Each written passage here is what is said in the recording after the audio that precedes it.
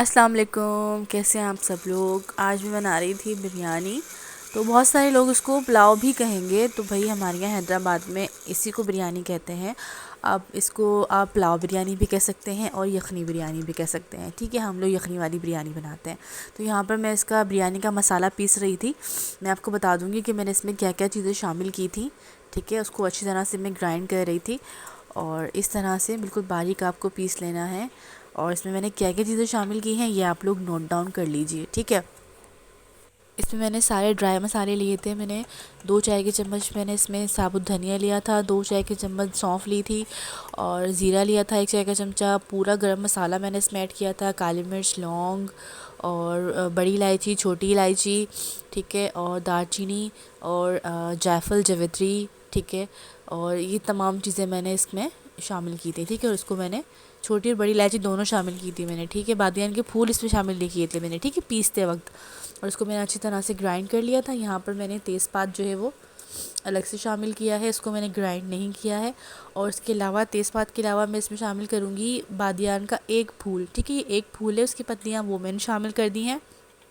इन चीज़ों को मैंने पीसा नहीं है इनके साथ। और इसके अलावा जो ये गोल वाली सुरख मिर्च होती है वो ऐड कर दी है। ठीक है, ये पूरा मसाला तैयार हो गया बिरयानी का। मैं बना रही हूँ आधा किलो चावलों की बिरयानी। आधा किलो चावल है और आधा किलो ही गोश्त है उसमें। ठीक है, बराबर की। तो ये आप क्वांटिटी देख लीजिएगा। नमक भी मैं इसी में शामिल कर दूँगी। ठीक है, और इसके अलावा मैंने जब यखनी बनाई थी तो यखनी में मैंने नमक शामिल किया था। ठीक है, मैं आपको बता दूं कि मैंने यखनी में क्या क्या चीज़ें शामिल की थी। और यहाँ पर रखी हुई है प्याज, टमाटर, पुदीना, ये सब चीज़ें मैंने मंगा के एक जगह रख ली थी। ये आधा किलो चावल है। ठीक है, और वो टमाटर और ये जो पुदीना है इसमें ऐड होगा। हरी मिर्च को मैंने इस तरह से मोटा मोटा क्रश कर लिया था। इसको पीसना नहीं है, क्रश ही करना है। 2 चाय के चम्मच इसमें मैंने अदरक लहसुन लिया था। 2 टमाटर थे, उनको स्लाइस कर लिए थे। और 2 नॉर्मल साइज़ की जो है वो प्याज थी, उनको स्लाइस कर लिया था। ये 1 पाव दही है, लेकिन मैं इसमें आधा दही यूज़ करूँगी। ठीक है, आधा जो है मैंने रायते के लिए छोड़ दिया था। ठीक है, आधा दही मैं इसमें यूज़ करूँगी। ये पुदीना है, मैंने पानी में डाल के रखा हुआ था। ये है यखनी। यखनी मैंने बनाते वक्त इसमें नमक शामिल किया था और अदरक लहसुन का पेस्ट शामिल किया था और इसमें मैंने जो साबुत गरम मसाला है वो शामिल किया था। ठीक है, तो ये यखनी मैंने बना ली थी। तो इसको अब हम जो मैं शामिल करूँगी ये मैं छान के शामिल करूँगी। चिकना गोश्त मैंने लिया था बिरयानी या पुलाव के लिए। चिकना गोश्त बेस्ट होता है। अब अपनी अपनी चॉइस होती है। बहुत सारे लोग हड्डी वाला गोश्त पसंद करते हैं, बहुत से लोग क्यूब्स जो रान का गोश्त होता है वो पसंद करते हैं, लेकिन मैं जो हूँ इस तरह का चिकना गोश्त पसंद करती हूँ बिरयानी या पुलाव के लिए ख़ास तौर पे। ठीक है, तो ये लेके मैंने इसको प्रेशर नहीं लगाया था, मैंने इसको नॉर्मल उबाला था। आप चाहे तो प्रेशर लगा दें, पर मैंने नॉर्मल उबाला था। ठीक है, और अच्छी तरह से ये टेंडर हो गया था और इतना पानी बचना चाहिए कि जब चावलों में यूज़ कर सकें, ताकि उसका टेस्ट ही सारा उसी का आएगा। ठीक है, वहाँ पर प्याज जो है वो फ्राई हो रही थी, तो यहाँ पर मैंने जो गोश्त है उसको अलग कर लिया था। ठीक है, और इसकी जो यखनी थी इसको मैं छान कर डालूँगी। ठीक है, ज़्यादा जो है ज़्यादा गरम मसाला फिर वो एक्स्ट्रा हो जाता है, क्योंकि मसाले में भी है और फिर यखनी में भी होता है, तो फिर वो बाद में परेशान करता है घर वालों को खाने में। यहाँ पर जो है वो मैं गोल्डन बादामी, नॉर्मल जो गोल्डन होती है बादामी, वो प्याज कर लूँगी। ठीक है, और फिर उसके अंदर मैं शामिल कर दूँगी तमाम मसाले जो मैंने आपको दिखाए थे।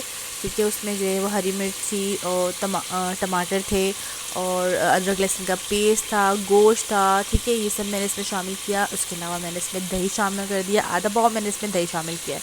ठीक है, और आधा जो है मैंने वो रायते के लिए रख लिया था। ठीक है, अब इसको मैं अच्छी तरह से भूनूंगी। अच्छी तरह से आपने इसको भूनना है। और नमक मैंने इसमें अभी शामिल नहीं किया है, बिकॉज़ मैंने यखनी में नमक शामिल कर दिया था और मसाले में भी मैंने नमक शामिल किया है। ठीक है, अब ये तमाम मसाला मैं इसमें ऐड कर दूँगी। ठीक है, और अब मसाले को डाल के अच्छी तरीके से आपने भूनना है। भूनना जो है वो मेन आपका वो होना चाहिए, टारगेट आपका होना चाहिए भूनना। जितनी अच्छी तरह से आप हंडिया को भूनेंगे, भले बिरयानी हो भले कुछ भी हो, अच्छी तरह से आप उसको भूनेंगे ना, तो उसका टेस्ट आप खुद देखेंगे कि कितना इन्हेंस हो जाता है ठीक से मसाला भूनने से। ठीक है, अब इसको मैंने ठीक तरह से भूनना है, इतना कि मसाला जो है भुन जाए और जो दही का जो पानी है वो खुश्क हो जाए। ठीक है, ऑयल ऊपर आ जाए। इस तरह से देखें कितनी टेम्पटिंग लग रही है अभी यहाँ से, और इतनी अच्छी खुशबू आ रही थी। अगर आप तह वाली पसंद करते हैं तो आप इस स्टेज पे चावल को बॉईल करके इसमें तह भी लगा सकते हैं। ठीक है, अगर आपको तह वाली पसंद है तो यहाँ पर आप तह लगा दीजिए। ठीक है, लेकिन हम लोग जो है वो पुलाव बिरयानी बनती है यहाँ पर, तो हम इसकी यखनी इसमें ऐड करेंगे और हम इसमें चावल ऐड करेंगे। ठीक है, यहाँ पर मैं बिरयानी को भून रही थी। मैंने आपको बताया ना कि खुशबू बहुत अच्छी आ रही थी इस टाइम पे।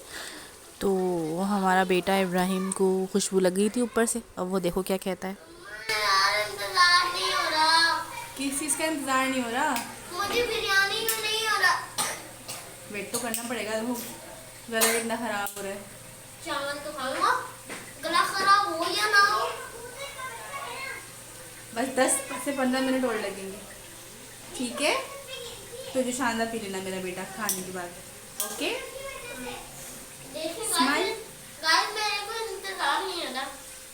तो इब्राहिम की बातें आप लोगों ने सुन ली। इस दौरान जो है वो गोश्त अच्छी तरह से भुन गया था, ऑयल ऊपर आ गया था। अब जो है मैं इसमें ये तमाम यखनी शामिल कर रही हूँ, ठीक है? अगर यखनी बच भी जाती है तो आप इसको स्टॉक चाहे तो फ्रीज़ करके रख लें। इसको आप दाल में या मटर पुलाव में या आलू की जो हम चावल बनाते हैं उसमें बहुत सारी जगहों पे जो है यूज़ होती है।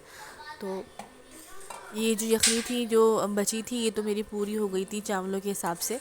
तो ये यहाँ पर यखनी में उबाल आ गया है, ठीक है? उबाल आ जाए इस स्टेज पे अब हम चावल ऐड करेंगे, ठीक है?